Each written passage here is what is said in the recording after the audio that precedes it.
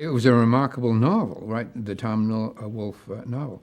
Yes, the Right Stuff was another. I won't call it an accident, but it's produced by Charles Winkler, the Rocky people, Philip Kaufman, wonderful director who directed, Alan Ladd Company, stars 3 hours long. The end is the story of the American astronaut, the story of the American astronauts. Philip Kaufman had a choice of composer first because he's the director, and that's normal in the business that the director should work with people that he prefers. And the score did not work out for one reason or another. I don't know who, I don't know why, but then the producers asked me to come in and do that. And it was just at the spur of the moment that I get a phone call on my way out to a vacation with my family when my agent says, you're going to San Francisco. Why? Because you got to replace the score for blah, blah, blah. I do, and again, it's a short schedule. We record in 3 weeks, 3-hour movie, and we need to do some of the sound effects, not all, some of the sound effects electronically. They're in San Francisco, I'm in Los Angeles, which is okay, there's communications. There wasn't digital communication, but there was communication. And after a week of writing, I began my north and south habit of working all day, but at 7 o'clock, 7 to midnight, I would go to the studio. Again, it was Burbank. Michael Boddicker, great synthesizer player, and I'll be creating sounds for the movie every night. Now, during the day, I'm writing music for the movie. And when I'm ready to record, we bring in a huge orchestra to Burbank Studios, and we record the music. Philip Kaufman and I, were not in agreement about anything, but he had his chance with his composer. In other words, I think he even mentioned he did not want me or John Williams. He didn't want us on a picture like that.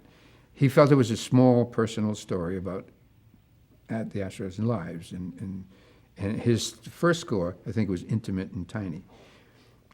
I unfortunately saw rockets going over. I went, rockets and this and that, and the heroism, and I saw it in other terms. So I'm not saying that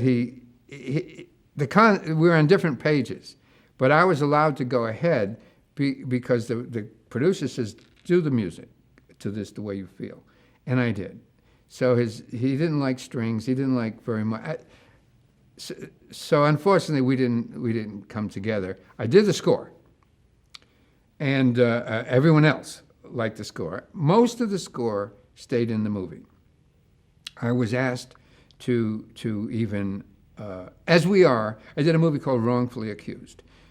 It was a movie that required parodying every other type filmic situation, in this case comic or serious. In other words, play it again, Sam, not an airplane, but a piano, da-da-da-da-da-da. Well, you can't go da-da-da-da-da-da unless you have a permission, those rights that we could talk about later, what rights you need before you can do that. But you can fake it. Instead of da-da-da-da-da-da, you go da-da-da-dee-da-da, you go, and it kind of sounds like, and everyone thinks you're doing that. So I actually asked for indemnification from Paramount Studios, because when someone comes to sue me, I was asked to do this. So in our land today. So during the Right Stuff, there was a great piece of Gustav Holst, The Planets. Famous. It's like someone trying to fake Ravel's Bolero and say, oh, that's mine. Da-da-da-da. I wrote that. So he was doing that with a piece of music. He kept saying, I say, buy the music. Do Gustav Holst. Buy it. You love it. I love it. Use it. It's no big deal. No, you write something close. So I wrote a piece. No, closer. I went closer. Then I read it closer. So I wrote.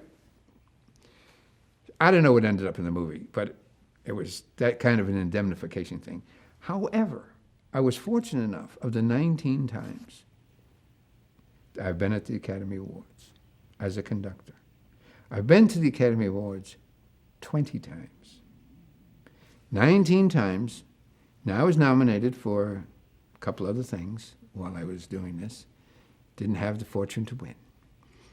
But being one of the people sitting in the audience, and as Marty Pacetta, a great television director would say, one of the Farkles, with John Williams and Jerry Goldsmith. We're all nominated, and we're bored.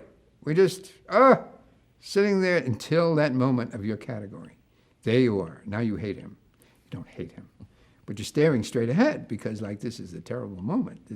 And I did win. So I had the fortune to win an Academy Award for The Right Stuff, yes.